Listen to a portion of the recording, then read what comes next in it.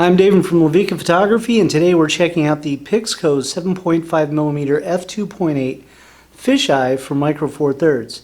And this also comes in Sony E mount and Fuji FX and Canon EOS M mount, so mirrorless camera mounts, but only APS-C size, not full frame. So let's just dive on into this and let me tell you all about it. First off, really nice metal construction, but let's look at some of the details.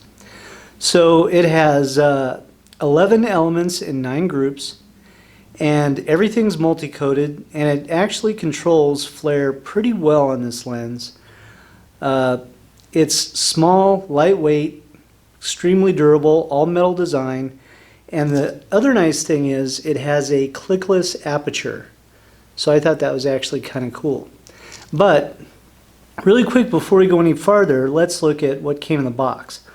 So lens cap, this is going to sound odd, but I really like this cheap-ass lens cap. I mean, this is just a piece of very flexible plastic, but it's heavy duty. And the nice thing about this is it fits so tightly on here. Fisheye lenses have a tendency to come with these crappy lens caps that barely stay on. So I've got a couple other fisheyes where they just don't stay on at all. I have to like rubber band them up to keep them on. This thing is a nice tight fit, so no worries there. But anyway, oh, here's a perfect example. So today I'm going to compare this against the Rokinon 7.5mm f3.5, and yeah, this one has this funky lens cap that I wish it was like that, but no, they made it some sort of spring-loaded thing that clamps onto the inside of the shade pedals. And you know, it locks on okay, but sometimes it doesn't always lock on, and you got to get it perfectly straight on. Otherwise, if it's just off to the side, it just flies right off. So kind of annoying. Let's check out the box. This is an odd box, and the reason why is this right here. CCTV lens. I'm not sure why it says that, but it actually does say that. It's very strange. It comes with this bright orange, like security orange, road construction orange pouch. And although the pouch is hideous, I actually wouldn't mind having this in another color because you can fit several different types of lenses in here, and I have already. And I like the fact that it has a clamp on it, so you can just clamp it onto your belt or whatever. I actually find this very handy, even though it's ugly as sin. Pixco knows that you're going to think it's ugly, so they threw in this nice blue velvet bag in case you thought that this was actually horrible, and which was actually a pretty good idea. And then in here you also get some very poorly made instructions on how to mount this on your camera. And it looks like it's just a Xerox of a half of a 8.5 by 11. And then you get your warranty card, which is not really a warranty card. Again, it's another half of an 8.5 by 11, but at least it spells out all the warranty information for you. I'm not so worried about the warranty for this thing. It's actually made very well, so no issues there. Now you also get 2 silica packets in case you save those for some weird reason, and you also get the quality control pass certificate tag for this lens and the date that it was made. And this particular one was 11 of 2017. November 13th, 2017. But it doesn't say who inspected it or anything like that. Let's get on with the review and start looking at some of these images. So I'm doing a little image comparison here using the Fastone image viewer, and hands down my favorite image viewer, by the way. But over here is the 7.5mm f2.8 Pixco on the left, and then on the right over here is the Rokinon 7.5mm f3.5. And I stopped the Pixco down to f3.5 when I did this, just to see how well they metered and how the color was in between them. And it's actually very good. I mean, they pretty much look identical, but the one thing that you do notice right off the bat, I didn't move the camera at all when I did this. I just switched the lenses on the camera, and you'll notice that the Rokinon 7.5mm f3.5 is a little bit wider. And the reason why is this fisheye lens was designed specifically for micro four thirds and doesn't actually work very well in APS-C size. Whereas the Pixco is actually designed for APS-C size and then adapted down to micro four thirds. So that's kind of why you see the difference. Right off the bat, this one's at f3.5, this one's at f3.5.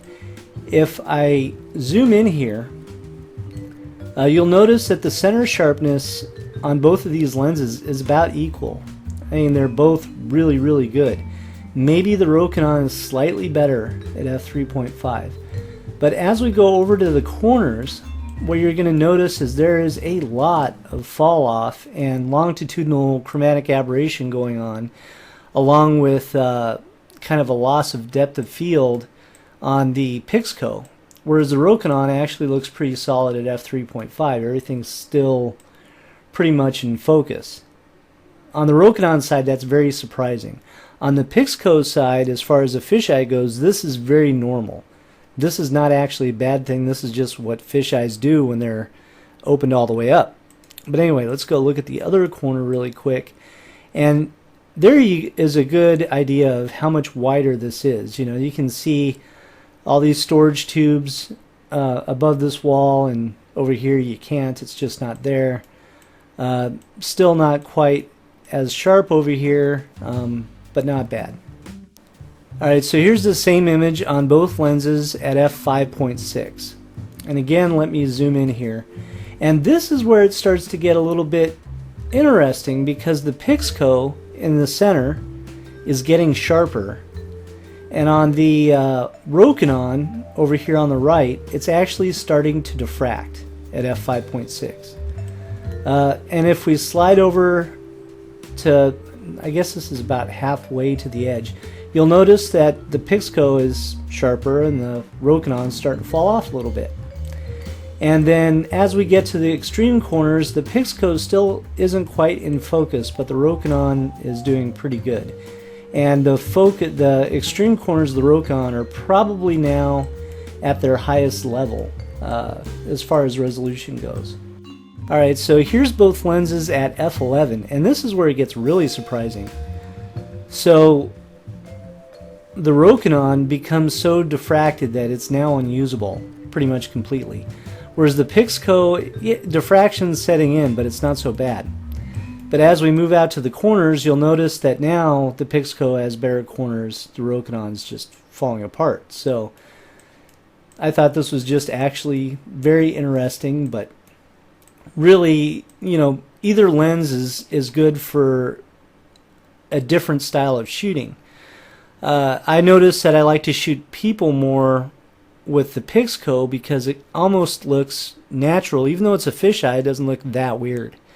With the Rokinon, it's an extreme fisheye, so things look a little bit weird when you're shooting people. More of a bubbly effect, if that makes sense.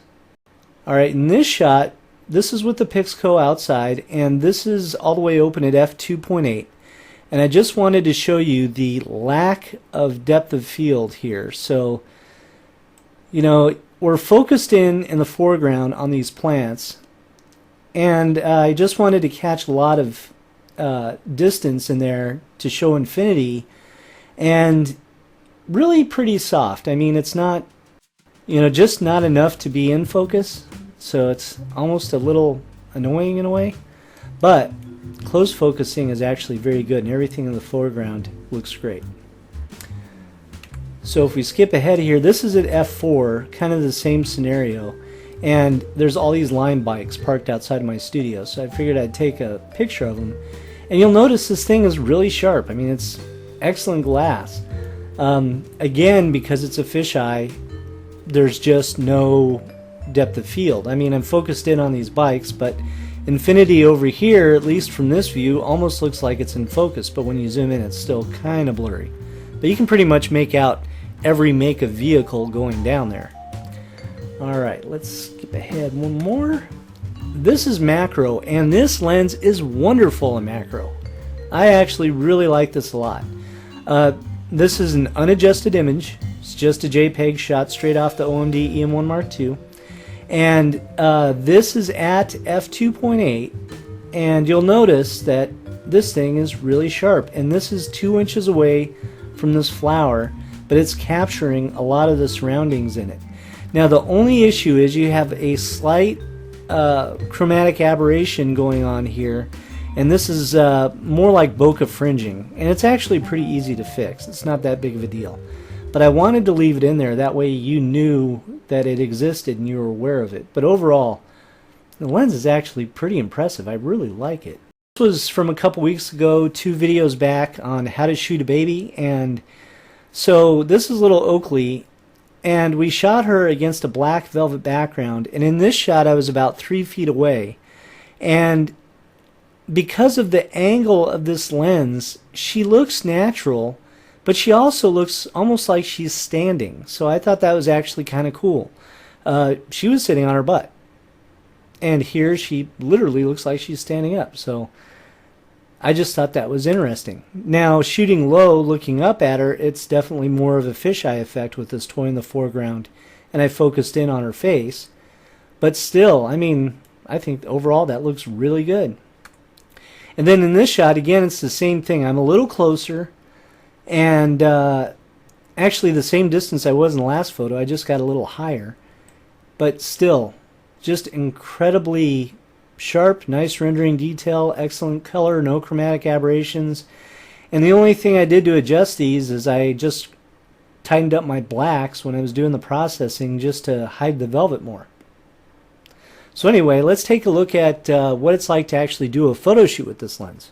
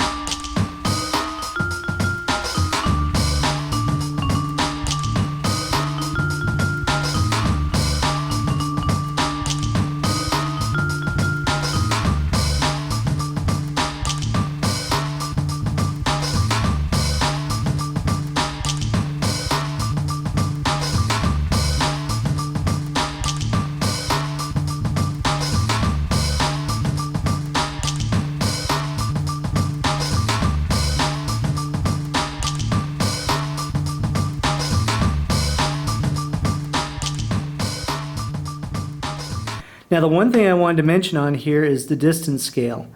So right here it's not telling us what our distance is, but it's focused all the way in. So, you know, we know that this right here is 2 inches at the bump stop. Now the problem with these lenses, where it gets really weird, is the markings don't always line up. So right here is 6 inches away, and you can see that I made a mark on the lens so I know how far 6 inches away is. So that'll help me focus in quicker in the long run. And when I go to this mark here, this lets me know that I'm a foot away. And according to the lens, right here is a foot. But if I'm there, I'm still out of focus. So I measured it and marked it there, so that way I know I'm a foot away from the lens pedal to my object on the lens. Now the strange thing is, at 3 feet this actually lines up perfectly, and infinity of course lines up perfectly. Now the reason why these distance scales change, I believe, is because they use the same lens with different mounts on it. So this is technically for APS-C size mirrorless cameras, and they sell it for Canon EOS M and Fuji X and Sony E and of course Micro Four Thirds. And so because of that, the distance scale I think will match APS-C size a lot better than it will Micro Four Thirds. The flange on Micro Four Thirds sits a little higher than APS-C size, so the lens is actually pushed slightly far away. That makes sense on those different marks for distance. So anyway, there you go. I discovered that this lens is sold underneath several different brands, and it's not just Pixco, but 7 Artisans, Viltrox, and 2 other brands I found on eBay that I'd never heard of before. And which isn't a problem. I mean, camera manufacturers have been doing this practice for a very long time. And it's fine by me because it's a really good quality lens for a dirt cheap price. But I just really want to know who actually makes these things. So after doing some research, I found out the company that makes these is called, and I'm sure I'm going to screw this up, FUji Shuanghan Optics Company Limited. I believe that they made this. Not 100% for sure, but it looks like all little kind of trails lead back to them. And anyway, they seem to actually make some pretty nice stuff. Anyway, I hope you guys like this video. Give me a thumbs up, leave me a comment, subscribe to my channel for more information like this. Follow me on Instagram to see some of these photos, and otherwise we'll talk to you guys later. See ya.